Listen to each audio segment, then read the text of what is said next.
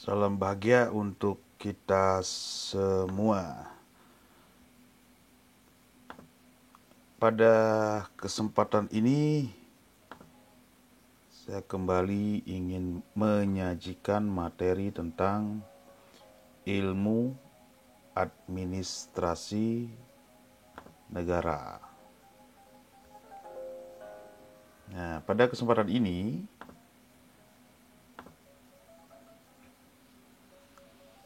materi Ian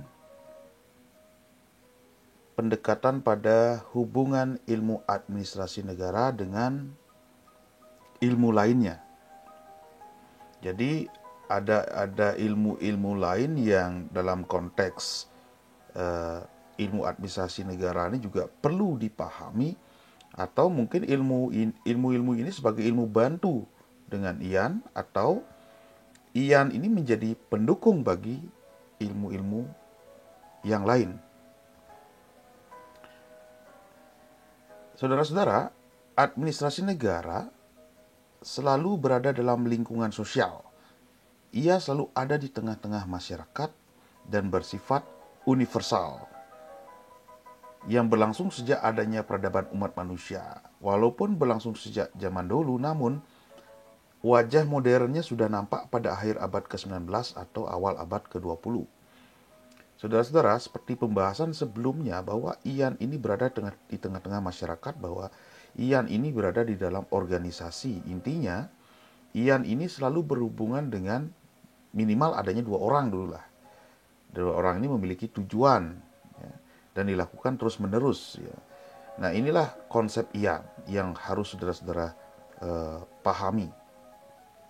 Meskipun Ian ini berada pada materi awal, saudara-saudara menjadi seorang mahasiswa, tapi Ian ini merupakan dasar, pondasi bagi saudara-saudara untuk lebih memahami ilmu-ilmu hukum ke depan. Jadi Ian ini mau tidak mau harus saudara betul-betul pahami, meskipun ilmu ini nampaknya abstrak gitu, tetapi ilmu ini akan sangat berguna bagi saudara-saudara jika saudara-saudara betul-betul menghadapi yang namanya hubungan relasi antar manusia, hingga lebih kompleks lagi pada suatu organisasi. Jadi lahirnya ilmu ini tidak bisa lepas dari tuntutan atau kebutuhan hidup manusia yang selalu berkembang seiring dengan perkembangan peradaban manusia itu sendiri. Terus berubah, dan terus berubah. Jadi kelembagaan-kelembagaan ini pun terus berubah. Misalnya dalam konteks birokrasi, mungkin selama ini kita kenal birokrasi ini tentu memperlambat proses misalnya perizinan, sehingga ada hal-hal baru yang perlu dibenahi. Nah, Ian ini berfungsi di sini membenahi hal-hal yang kurang bermanfaat bagi kehidupan. Masyarakat terus berkembang sehingga banyak menimbulkan persoalan-persoalan yang menuntut pemecahan secara komprehensif. Jadi, Ian di sini juga bekerja mempelajari proses-proses, sehingga Ian pun memiliki suatu mekanisme untuk merubah dirinya atau memperbaiki dirinya.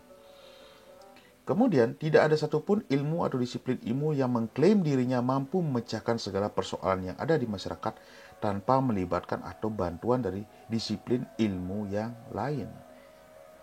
Saudara-saudara, saya sepakat dengan pernyataan ini. Karena apa? Sebagai contoh, seorang polisi itu membutuhkan ilmu yang lain untuk memecahkan suatu kasus. Misalnya, cybercrime, ya, kejahatan dunia maya. Jika tidak ada orang IT, ya, atau tidak ada ilmu informatika atau ilmu terkait dengan komputer dan sebagainya, bagaimana memecahkan persoalan ini? Sehingga seorang aparat penegak hukum pun membutuhkan ilmu-ilmu yang lain. Nah, kemudian contoh lagi, terjadi pembunuhan. Nah, apa penyebab seseorang ini meninggal? Nah, ini tuh akan butuh ilmu lain. Contoh, dalam forensik, jadi membutuhkan ilmu kedokteran. Jadi untuk memahami seorang victim ini atau seorang korban ini kira-kira meninggal karena apa. Nah, ilmu administrasi juga sangat ilmu sejarah. Ilmu sejarah akan membantu kita dalam memberikan perspektif masa depan. Sebab apa yang telah dilakukan oleh administrasi negara di masa lampau hanya dapat kita ketahui melalui sejarah. Sehingga kita dapat melacak jejak administrasi negara dari zaman kuno sampai abad modern ini. Jadi, saudara-saudara, mungkin kita pernah mengetahui Hammurabi. Nah, di sana di pertama kali kita menemukan hukum Hammurabi. Jadi bagaimana suatu konsep kenapa dibutuhkan hukum itu juga merupakan wacana sejarah yang kita harus pahami. Nah, jadi sejarah ini beda ya dengan prasejarah. Kalau sejarah ini sudah mulai dilakukan pencatatan. Kalau prasejarah itu belum ada pencatatan. Jadi sejarah ini bisa track recordnya bisa kita cari melalui sejarah-sejarah yang ada. Sebagai contoh, sebelum Indonesia merdeka, masih berlaku di Indonesia ini hukum adat dan hukum kolonial.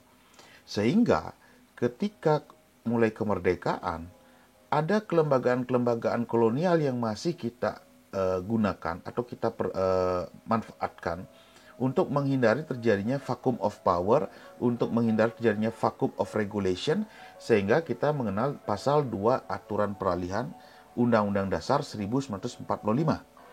Yang mana kelembagaan-kelembagaan atau aturan-aturan hukum yang sesuai dengan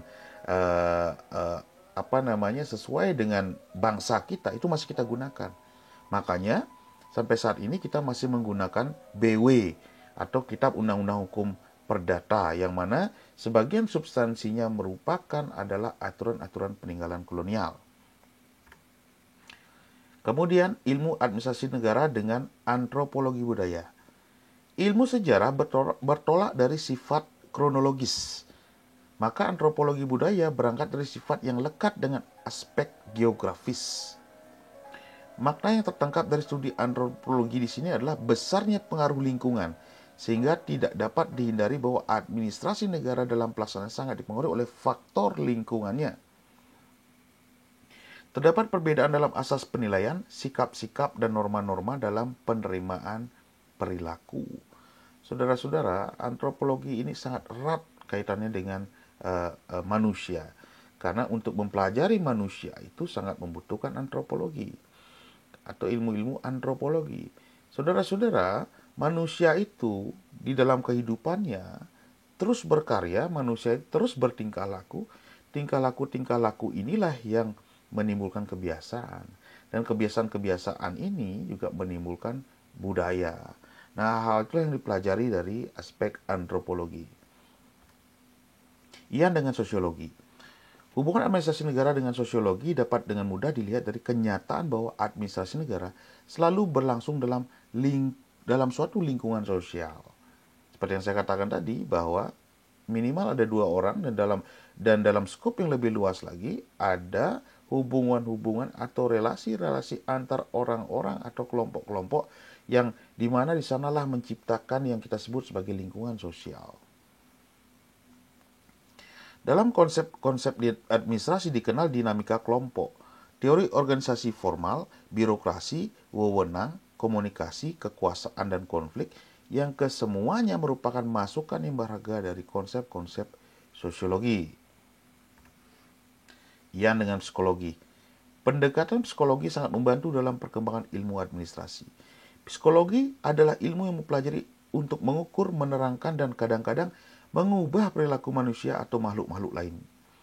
Administrasi sebagai proses kegiatan dan tindakan dalam kerjasama dari kelompok orang-orang dalam mencapai tujuan juga dipengaruhi oleh tingkah laku sosial, social behavior.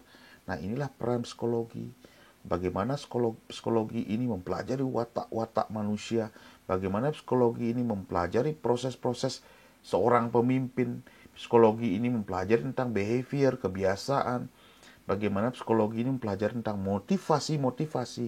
Nah, inilah pentingnya proses Ian dengan psikologi. Ian dengan ilmu ekonomi. Antara ilmu administrasi dengan ilmu ekonomi juga mempunyai hubungan yang erat saling melengkapi. Dilihat dari prinsip ekonomi dan prinsip administrasi, maka keduanya sama, yakni berkaitan dengan masalah efisien dan efektivitas. Administrasi bisa menjadi alat ekonomi untuk mencapai sasaran yang diinginkan. Demikian sebaliknya, ekonomi dapat digunakan sebagai alat administrasi dalam mencapai tujuan yang telah direncanakan. Saudara-saudara, sebagaimana yang saya sampaikan terdahulu bahwa ilmu administrasi negara ini mempelajari organisasi, dan organisasi ini juga memiliki tujuan. Kalau dalam konteks ekonomi, salah satu tujuan mendasar dari pelaku-pelaku usaha adalah bagaimana mencapai keuntungan.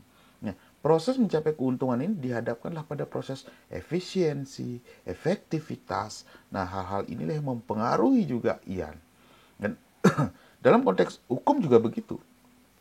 Hukum juga mengatur perilaku-perilaku pengusaha, atau hukum juga mengatur perilaku-perilaku organisasi dalam rangka mencapai tujuan.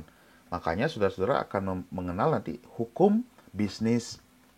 Saudara-saudara akan mengenal undang-undang perseroan terbatas, undang-undang koperasi.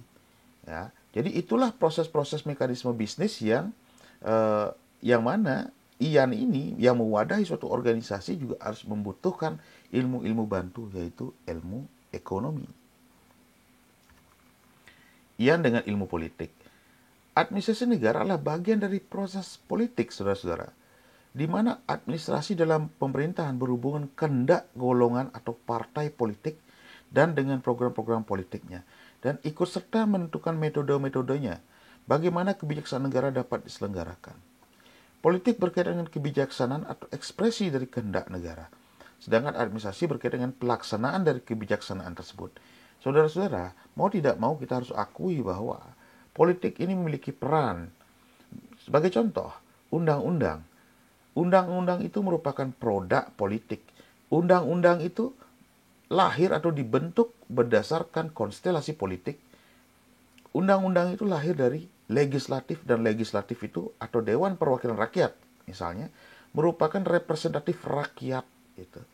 Dan dalam proses menjadi seorang anggota dewan itu merupakan proses politik, ya. Nah, sehingga Ian ini sangat-sangat erat hubungannya dengan ilmu politik. Ian dengan ilmu hukum. Ilmu hukum yang mempelajari norma-norma dan kaidah-kaidah hidup di masyarakat memberikan masukan yang sangat besar dalam perkembangan administrasi. Kelangsungan hidup yang teratur serta perkembangan yang dinamis dari administrasi hanya dapat dijamin apabila para anggota organisasi menaati segala peraturan-peraturan organisasi.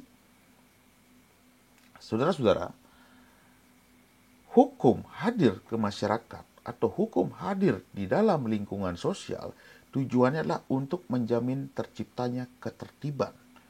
Hukum hadir menciptakan kepastian hukum.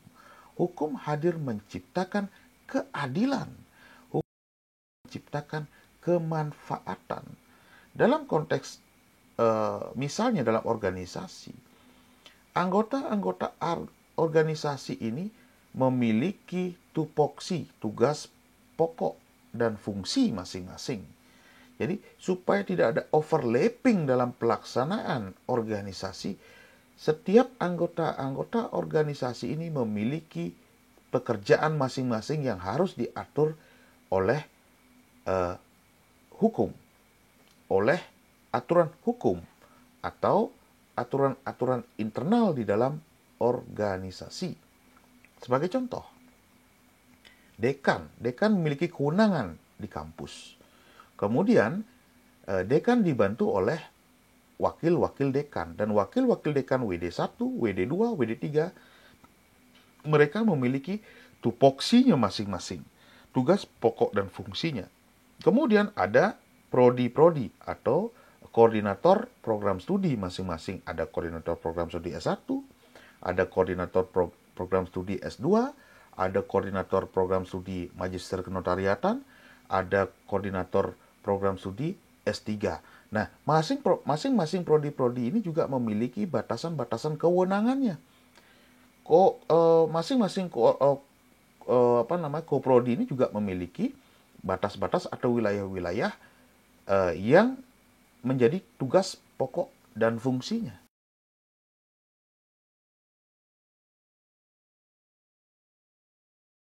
memberikan batasan-batasan dan juga memberikan arahan atau guidance bagaimana organisasi ini dapat bekerja secara efektif, efisien, dan bagaimana hukum ini juga mengatur ketika terjadi conflict of human interest atau terjadi problem, sehingga hukum ini pun hadir juga sebagai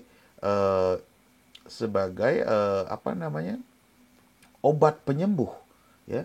Hukum juga hadir memberikan sanksi jika suatu tupoksi tersebut dilanggar. Begitu juga dengan mahasiswa. Mahasiswa juga ada kaidah-kaidah hukum yang ditaati. Mahasiswa juga ada pengaturan-pengaturannya, misalnya etika mahasiswa, sebagaimana diatur di dalam aturan-aturan kampus, yang menyebabkan saudara-saudara juga sebagai mahasiswa tidak sebebas-bebasnya menjadi seorang mahasiswa. Ada rambu-rambu yang harus ditaati. Saudara-saudara, pada akhirnya setiap lini kehidupan, setiap sudut kehidupan itu ada pengaturannya, ada hukum yang mengaturnya. Anda, misalnya di jalan raya ada undang-undang lalu lintas. Di setiap lini kehidupan, saya tegaskan lagi, ada pengaturannya. Bahkan hukum hadir kadang merekayasa manusia, merekayasa kehidupan manusia, sehingga menyebabkan ada batasan-batasan. Contoh, di masa pandemi COVID, hukum hadir memberikan batasan-batasan, membatasi kita untuk bergerak, membatasi kita untuk melakukan kegiatan-kegiatan. Nah, itu beberapa hal bagaimana IAN ini memiliki hubungan-hubungan yang erat dengan ilmu-ilmu yang lainnya. Saudara-saudara, sekian pembahasan saya hari ini, ya. Dan jangan lupa saudara-saudara, mohon dicamkan baik-baik materi ini dan saudara coba untuk mengembangkan materi ini dengan cara apa? Mencari literatur-literatur yang sesuai.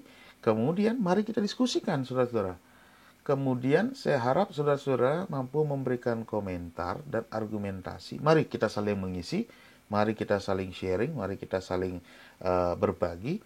Sehingga sebagaimana yang saya katakan, IAN ini akan berproses, IAN ini akan terus berkembang sejalan dengan pola pikir masyarakat, sejalan dengan pola pikir perubahan-perubahan yang terjadi. Nah, begitu materi hari ini yang dapat saya sampaikan. Semoga bermanfaat, semoga kebaikan datang dari segala penjuru. Terima kasih atas perhatiannya.